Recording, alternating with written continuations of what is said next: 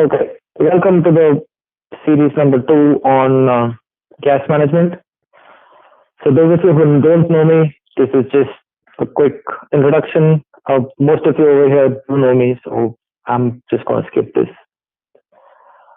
We're looking at gas management today, and the whole idea behind this is that gas is time and time is safety, which means that we need to understand how we plan our gas and what gas we need to use and how much gas we need. So this is how I'm going to cover it. Most of you already know a lot of this information, but it's always good to, kind of refresh stuff.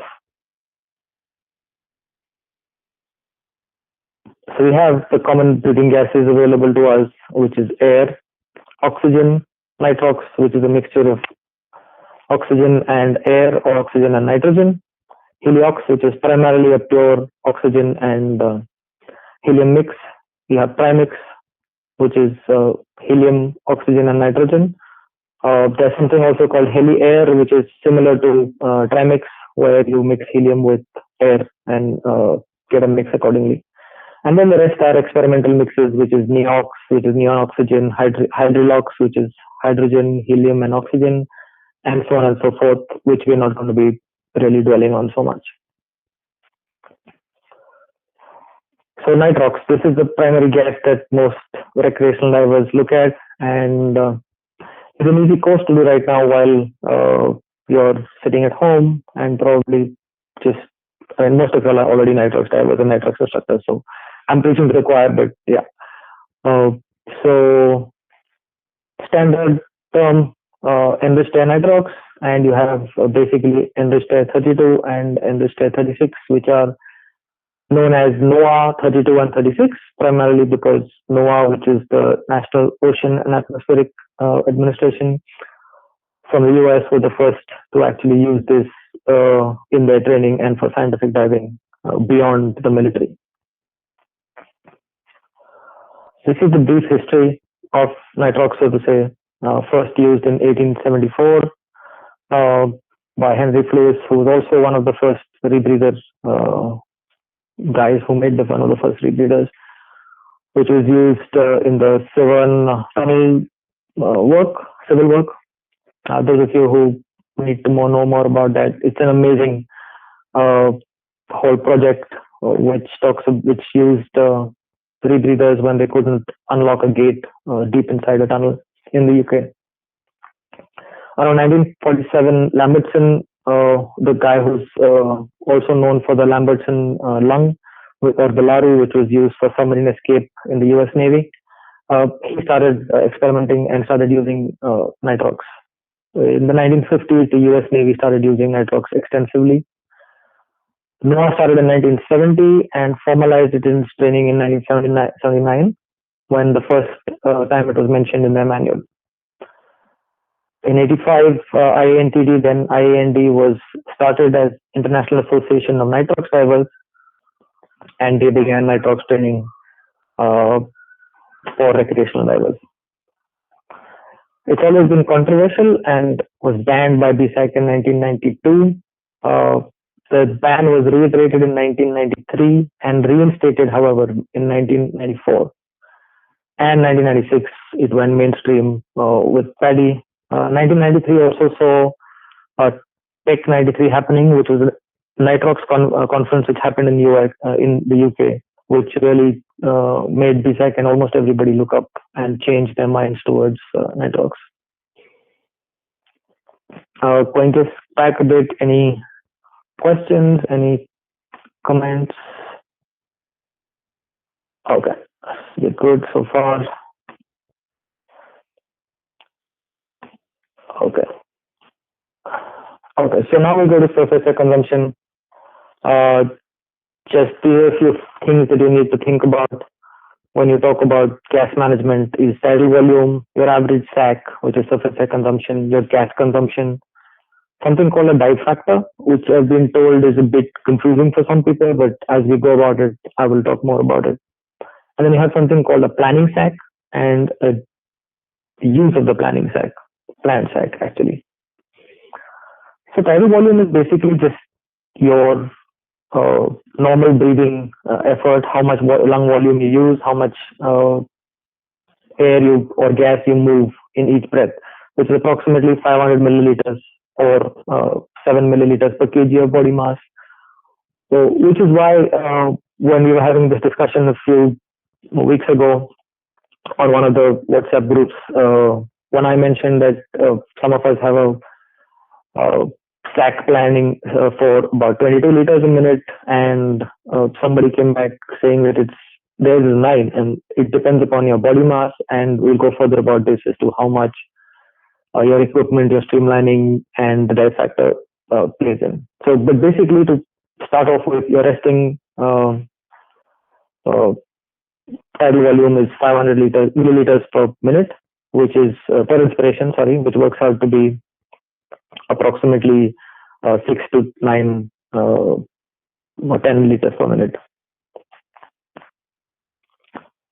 This is just a chart showing how much your lungs can actually work and how much gas you can actually move in case of an emergency. So yeah, so this is just what I was talking about, an average sac.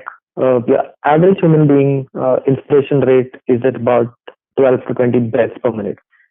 Anything below 12 and greater than 20 requires some kind of attention, either medical attention or just general, just calm down, and but it needs attention.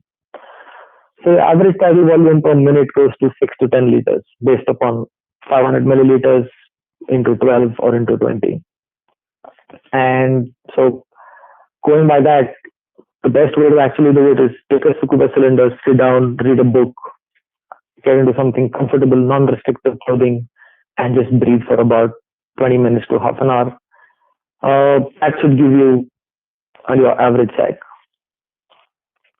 And this is an example for those of you who want this, just take a screenshot. I'm going to keep the presentation as a PDF for anybody who wants it later on. But yeah, so if you assume that you have 11.1 liter aluminum tank, which is the standard AL80s that we have in India, filled to 200 bar, and just for example, you breathe it for 25 minutes at rest and consume 20 bar. Now that converts to 222 liters breathed. Now, if you divide that 222 liters by 25, it gives you a nice figure of 8.8, which you can round off 9 liters a minute. Now, that is what you would take as your average sac, which is the resting sac. So far, so good. Now, when you go into gas consumption, you're talking about actual gas consumption when you are moving that gas, and you also need to look at, as divers, when we're diving, that ambient pressure is important. The pressure at 25 meters, for example, is 3.5 atmospheres, and you need to factor that into your gas consumption. So, simply put, just multiply it by your sac, and you should be able to get what you're breathing per minute. Convert it into bar so that it's easier for you when you look at your gauge. But generally, if you look at your gauge and you've been practicing and you're filling up your log, you do realize that you have a certain requirement for gas per minute, and accordingly you can cross-check. And most of the time your SPG now, after about maybe 10 to 15 dives, is more of just a cross-check rather than actually looking at it and monitoring your gas every few seconds. So for a dive at 25 meters per 25 minutes, your gas requirement would be your time, your sac, and your ambient pressure multiplied together, which is around 787 or 790 liters. And again, just give me a second to quick check anything going on. Okay. Yep. So now we come to something called a dive factor. Now the dive factor is something which we can also eventually generate on your own. The primary thing being that it is basically a figure of merit, and it is something which is based upon the degree of difficulty of the dive. The degree of difficulty of the dive meaning how well trained you are, how fit you are, what is that your technical dive, and also depends upon When I say pinnacle dive, if you're trained to, if you're an advanced open water diver, for example, your pinnacle dive is any dive which is 25 meters to 30 meters or less in case you trained for a lower depth during your, you dive to a lower depth during your training. So anything that becomes a pinnacle dive comes into the 2.5 category. So this is just a factor that you would multiply into your SAC, which is at rest, in order to get some kind of realistic image of what your gas consumption will be. So this is just a rough figure which I've put out, which is something which is pretty normal in terms of what we use and what I use. Given that at some point in time in one of my dives, it was a deep ceramics dive, and I had planned my SAC, which is for deco, at 12 liters a minute, given that I was just going to be at rest. Now, unfortunately for me, I had a buoyancy issue and I had to swim around during that deco stop, which meant that I was now moving 5 tanks plus myself plus an overinflated dry suit and trying to maintain my depth. So it became an underwater emergency. My SAC rate flew up. I managed to somehow maintain my stop, and the sad part is I finished my oxygen before I could finish my deco. So I had to switch to a lower deco gas and then wait till my buddies finished their deco and then switch.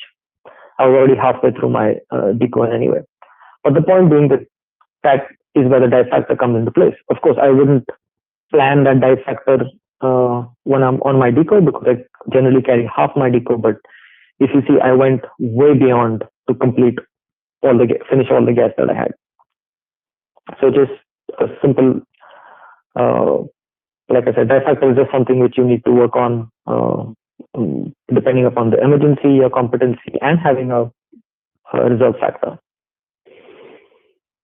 So now we go about planning your gas requirement. So just for a 25-meter dive at 25 minutes, if you plan, we already got around 790 liters for the dive. If you put in a dive factor for 2, which is where it gets, because of the fact that you are now not at rest, but you're moving around and the depth is also higher. It's also generally a depth where most recreational divers are pretty comfortable, so which is why I chose 25 as the figure. And so if you look at this calculation gives you, an actual requirement of how much gas you would take on the dive. And if you look at it, this turns out to be 142 bar, let's say, which is, I would round off to 150 bar, which means that you have a reserve of 50 bar. Now, given that most dives, most divers think that 50 bar is good enough for you to come back with a reserve. If you actually look at your dive being completed comfortably without any exertion, 50 bar will bring you back. You will have 50 bar at the surface. Given that you have a small emergency or anything that raises your heart rate or increases your exertion level, that 50 bar is suddenly going to get very, very low. And that's not a situation you want. So you want to look at planning for better gas reserves and being able to keep at least 1/3 of your starting volume as a reserve. We talk about gas density now because gas density has been something which I learned about a little while ago, and though I was though in India specifically, I've been trying to work on getting trimix for us and being able to use trimix in any of our deeper dives. So far, it's been a bit expensive and been pretty prohibitive in terms of getting it for regular courses. That said, my good friend Anando from Goa Aquatics has said that he would be able to arrange some trimix, and I'm just hoping that when I get back, we will have some trimix dives. But so why I put this in is that if you look at it, that between nitrogen and oxygen, when we mix it to get air, the gas density is around 1.29 or 1.3. Now, there was a study done pretty recently, around 5 years ago, by Dr. Simon Mitchell and his colleagues, and they are pretty much the, the top guys in decompression research and diving research in the world. Uh, Dr. Simon Mitchell is a retired New Zealand Navy diver and a medic and a doctor. Uh, he's now an anesthetologist and a pulmonologist and does a lot of research on diving medicine. And even you can take a look at Chan, and they've got loads of videos and articles by Dr. Simon Mitchell and some of the other scientists. So if you look at this factor, the lower table, so to say, dives failing due to high CO2 is drastically increased as soon as it goes beyond 6, the gas density, which is basically grams per liter. Which means that the minute you start breathing gas at depth, which is a heavier gas, you will find that you are increasing your carbon dioxide loading and you're increasing your overall metabolic requirement, and therefore the chances of dive failing is that you're actually creating an issue where you are unsafe. So given that figure, the ideal gas density in a gas mixture for breathing has been maximum of 5.2 grams per liter, and it should not exceed 6.2 grams per liter. And while I say ideal is 5.2, anything below that is acceptable. The reason why 5.2 is taken is because helium is prohibitively expensive, like I said. And if you want to add helium to your cylinders, you want to keep it at just about how much you can afford, and how much you can afford is 5.2 grams per liter. And I'm going to show you the next graph, which will actually, not graph, the table, which will actually show you what mixtures you can use and what depth. So the link to this paper is also on Alert Diver. It's just gas density, so look it up. There are a lot more papers on gas density and carbon dioxide narcosis, which we will cover again as we go further. So when you look at gas narcosis, I mean, keeping nitrogen at 1, oxygen is 1.7 times. So anybody who thinks that breathing nitrox will make their dives less narcotic is actually living under a fallacy.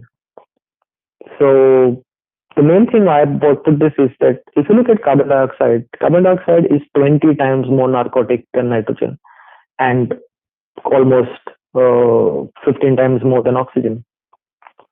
So if you look at this combination, and one of my friends has actually had a dive where they got a severe carbon dioxide hit because they weren't expecting the reef to have a very high current, and as they kept swimming, their ventilation sort of rate changed, and their carbon dioxide retention increased. And now, as carbon dioxide, also remember, most of us forget about this, that carbon dioxide is the reason that we breathe. As the body starts retaining carbon dioxide, you start having an involuntary reaction which causes you to start moving your diaphragm, which is basically breathing. So if you do a breath hold, you'll realize that at a particular time in your breath hold, your diaphragm starts moving automatically and you have no control over it. Of course, you can control it eventually, but it takes some practice. The point being that as carbon dioxide in your bloodstream or in your as you get worked up more and you start exerting more, you realize that you start getting narcosis because of carbon dioxide, and that impairment is much faster much higher and much more dangerous. So you want to be breathing continuously, you want to be breathing slowly, you want to be breathing properly enough that you don't have a skip breath, you don't have any kind of retention. You continuously breathe long and steady and adequately ventilating your lungs. Okay, so I had a question from somebody a few days ago, and they asked me what gas would I breathe. Well, this is a table which anything that's green is what I would breathe. Uh, Something bordering towards green and orangish, maybe, but that depends upon how much money I could spare. I have done dives on air well beyond the green, but that was when I didn't have any access to any other gas. But these are the mixtures on the left, and as you see, as we keep going further and further, the gas density keeps increasing deeper, and it just becomes more and more dangerous to breathe. The ones on the extreme right, if you look at Trimix 55, 1555, Trimix 1265, and Trimix 1070, these are gases which are hypoxic and therefore at sea level would not be breathable. Given that you might be able to breathe them for a couple of breaths, the chances of you blacking out before you hit the water are much higher, and is highly advisable not to be breathed. Okay. Just going back to check if there are any questions so far. Okay. Very good.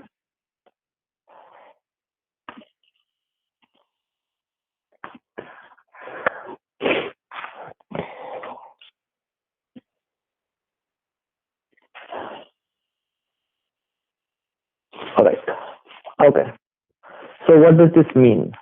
As divers, this means that you need to cater for a higher sac rate. Number one, especially when you're diving in new locations with new buddies at the limit of your certification. Like I said, if you've been trained as an advanced open water diver or a deep diver, your certification level is 40 meters, 30 meters, and 40 meters respectively.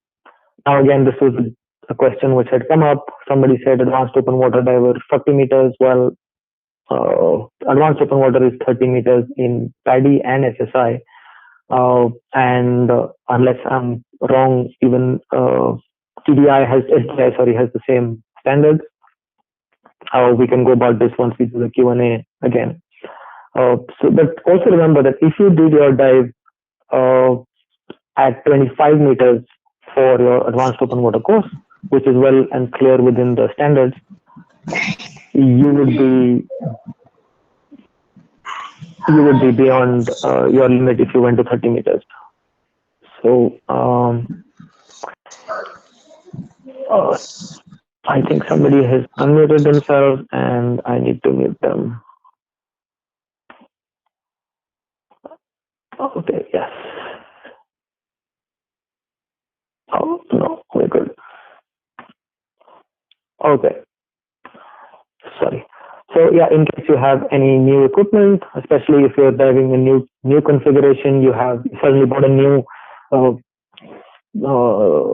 BCD, a new regulator. It's a new equipment. It's something new which you've not done before. So you would want it to be want to have some level of redundancy, which would basically mean cater for a higher sac rate. In case you have any underwater emergency, a lot of photographers actually have a very low sac rate because they're not moving around so much. But when you start photography, you want to understand that your sac rate is going to change because you still need to get control of that new equipment and get control of buoyancy. And Umid here would probably be able to take a class on or run a webinar on photography and photography techniques for somebody who wants later on. But my point being that don't think that just because you've done 200 or 400 dives, you suddenly take a camera and everything will be hunky-dory. you need to plan for higher gas consumption, which also means that now you start carrying extra gas or you dive a shorter time, which basically means, goes back to the first slide, means extra gas, means extra time, and that means extra safety. You take a mixed gas class for those who still haven't done it or want to understand how gas density and gas narcosis or even blending gas works. Also, there is a lot of physics involved in this, so there's a lot of science of diving and fundamentals that you need to get through. So take a class. Don't hesitate in reaching out in case you have any questions on that. Of course, yes, you can dive side mount, add twin set, carry a stage or a pony cylinder, and this is going to go on to various gas configurations. Now, this is an image of me. Basically, this is at a public safety class where I have a basic single cylinder yoke regulator at the back, and I'm diving with a pony cylinder connected on my right side. It depends upon which side you want to wear it, whether right or left, whichever is convenient for you. This also has a switch block, which I'm holding in my hand, and the switch block allows me to keep both cylinders open and just switch one. Just push a lever and get gas to breathe. So again, safety requirement, need to have a redundant gas source and need to be able to deploy that redundant gas source immediately in case of an emergency. I would not do a public safety mission without having gas where I just need to breathe straight off. And here I was having a full face mask, so switching full face mask to the regulator would take time. And in a situation of losing gas underwater in a public safety mission is something which I would avoid. So therefore, I would always carry gas in a much easier, have much easier access to that gas. So one configuration, this is it. This is how it looks underwater. Note I also have a octopus, which is primarily for my buddy if they have a problem and they're unable to locate their gas fast enough. Yeah, the SPG is a bit dangly, but I didn't secure it properly, so that's my fault. Okay, so this is a side mount configuration which a lot of people use for open water diving. I would suggest that you use it for open water diving when you can, and practice as much as you can in an open water environment before looking at overhead environments. It's primarily meant for overhead environments, which is wrecks and caves and mines. And secondary is when you have a problem moving around with a big twin set or multiple cylinders on the deck or in the water, and you want to have access to a lot of redundant gas for the mission that you're going to dive. So again, this is me just setting up a reel to go into Jackson Blue, which is in Florida, beautiful cave. And yep, so now you have yet another way of carrying extra gas, which is a twin set with a stage and another stage tossed across your backside.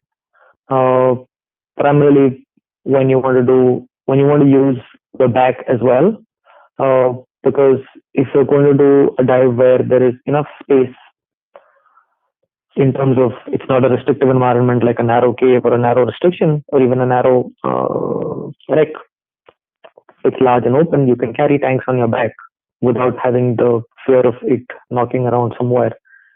And you can sling your stages or your deco gas on your side. You can have your oxygen or other deco gas slung across your backside or between your legs, whichever way you want. Just various methods of slinging gas. This was a dive into a cenote in Mexico, which is just huge. And so it didn't make any sense wearing a side mount rig, especially when I was diving Trimix and needed to have as much gas as I could. So yeah, we come almost to the end of this.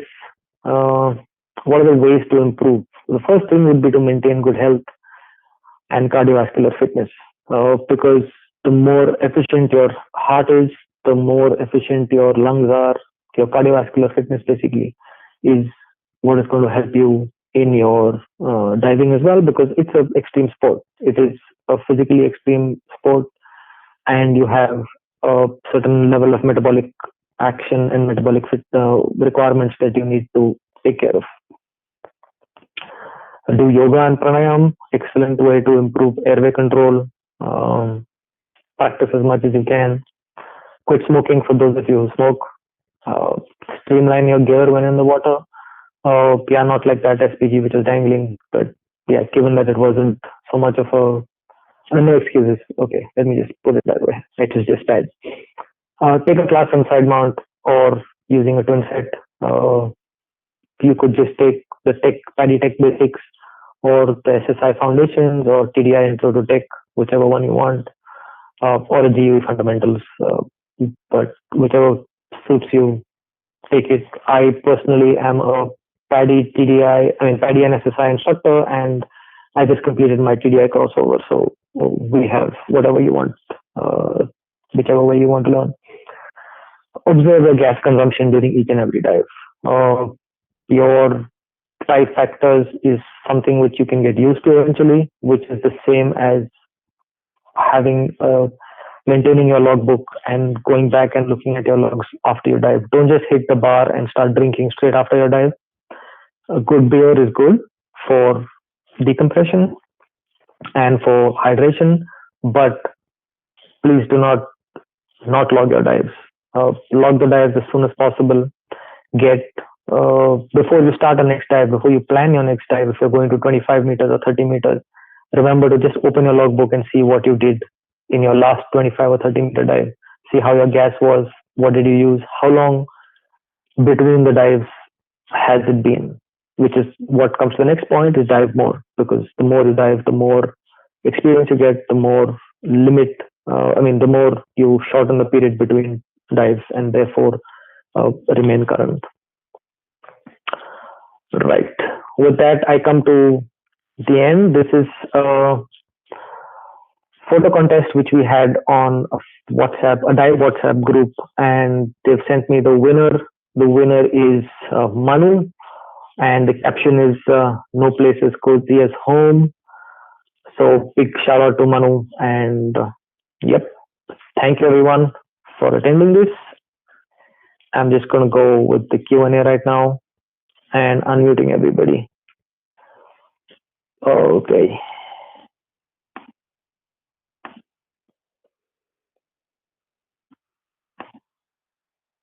Okay, so we are now on Q&A, and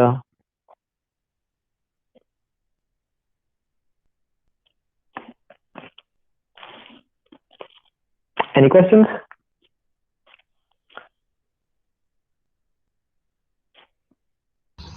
Yeah, Vish, the dive factor thing was not very clear. I didn't really get it. Okay, so dive factor is basically just a constant. I won't call it an arbitrarily constant.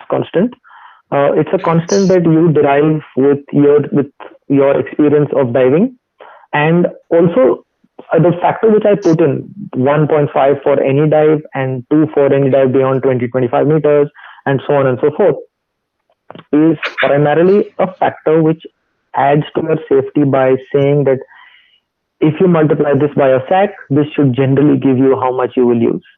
Because when you're sitting at rest, your SAC which you've calculated at rest is separate from the SAC that you calculate when you're breathing underwater.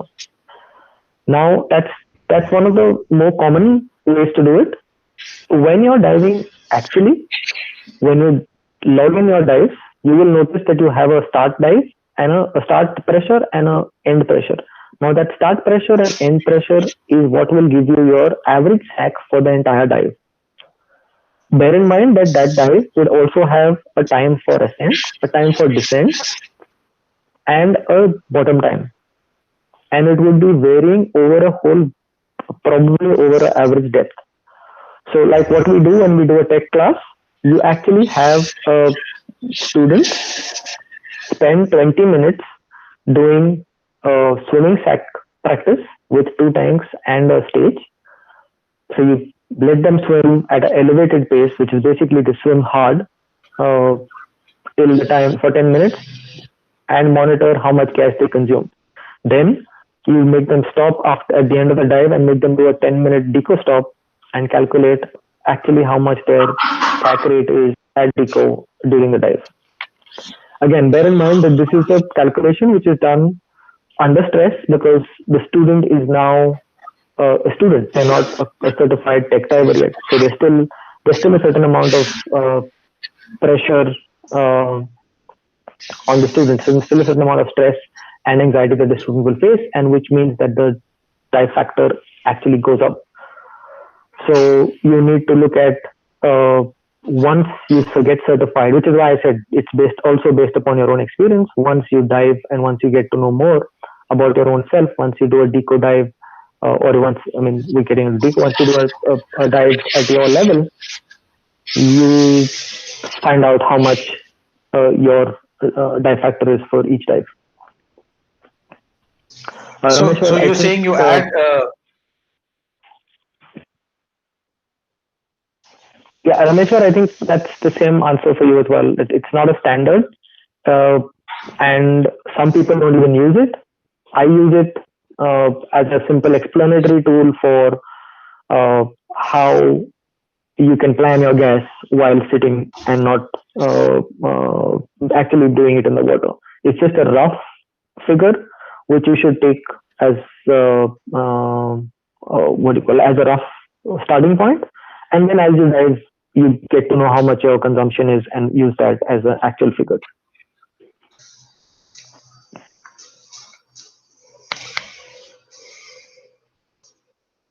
So is that clear? Does that sort things out?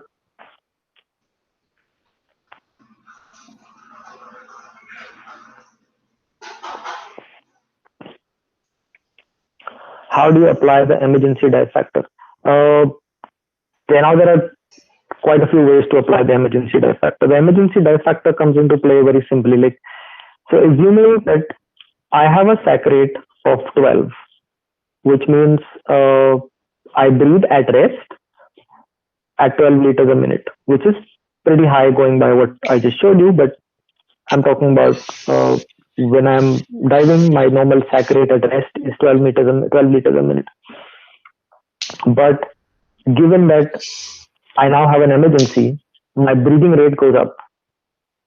Depending upon if my dive, if that emergency happens at a depth which I'm comfortable at, or if I'm at my limits, my breathing rate and my anxiety level and my stress levels go up.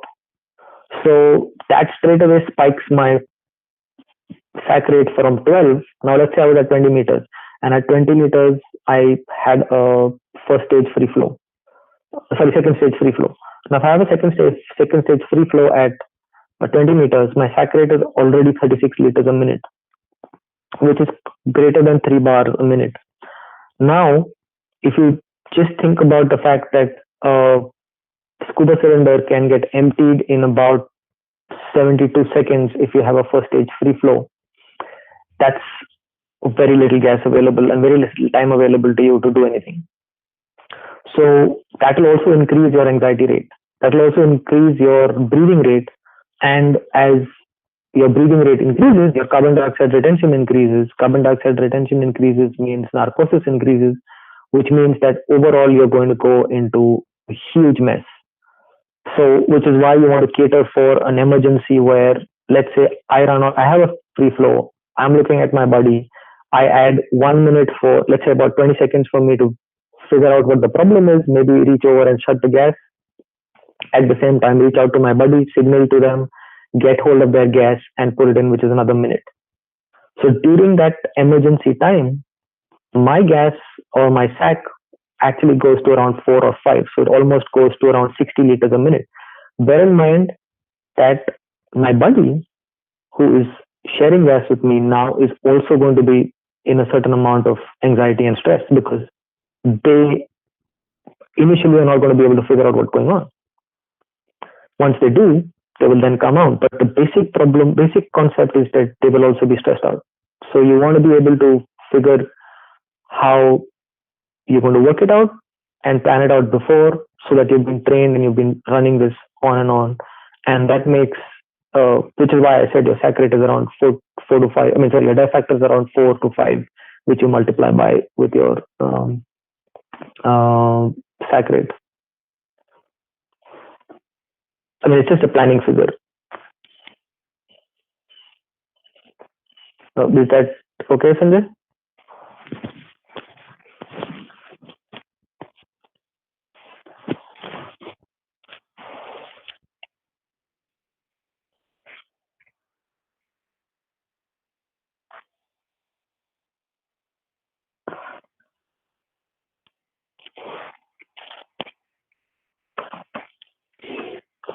Oh,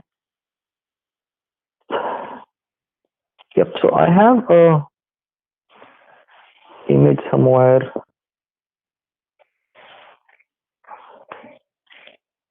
Uh,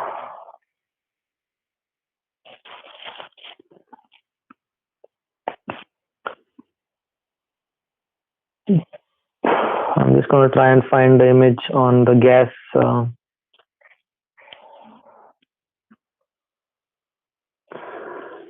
Yeah.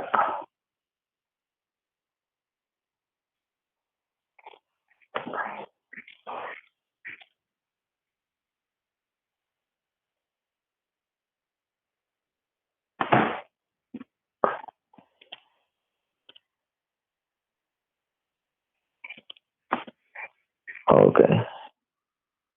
Okay, I'll share that limit with you all later.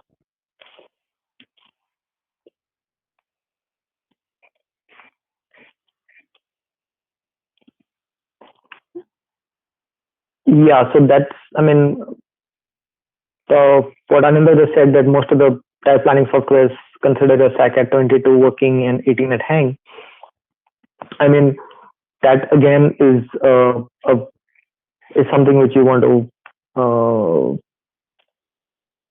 kind of work on while you dive.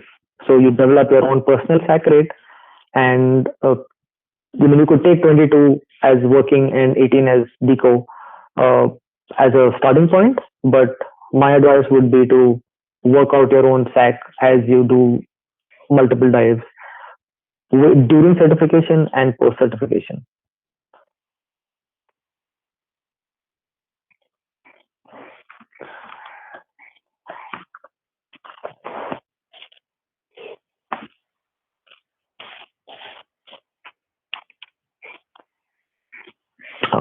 Any more questions? And otherwise, we'll close this down in a little bit.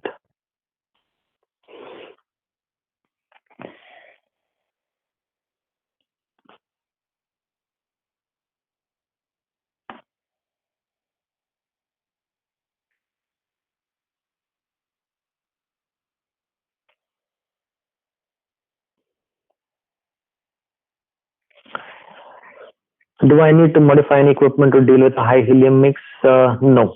You just need to modify your equipment and oxygen clean them if you are using pure oxygen and higher oxygen blends beyond 40%. But helium does not require a change. As you go deeper and you move into different dives, it's going to be a different ball game altogether. But for helium and for trimix, you don't need to make any change.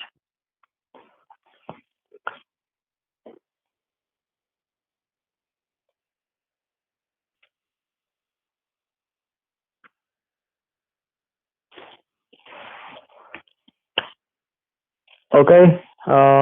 Thank you so much for being here. And we're going off in a few unless there's another question, or does anybody have any question to go? Is side mount safer compared to twin? Like I said, side mount is role specific. If you have a dive which you are going to do where there's enough There's no place where you will hit your manifold on top. There's no problem. Both are independent sources of gas. Both have independent redundancies. The only advantage of side mount is that you can actually look at your regulators and your first and second stages and your valves as you go about it. But technically speaking, if you want going by safety, well, they're both safe given the environment that you use them. So they both, you have to use them for a specific environment. That's all.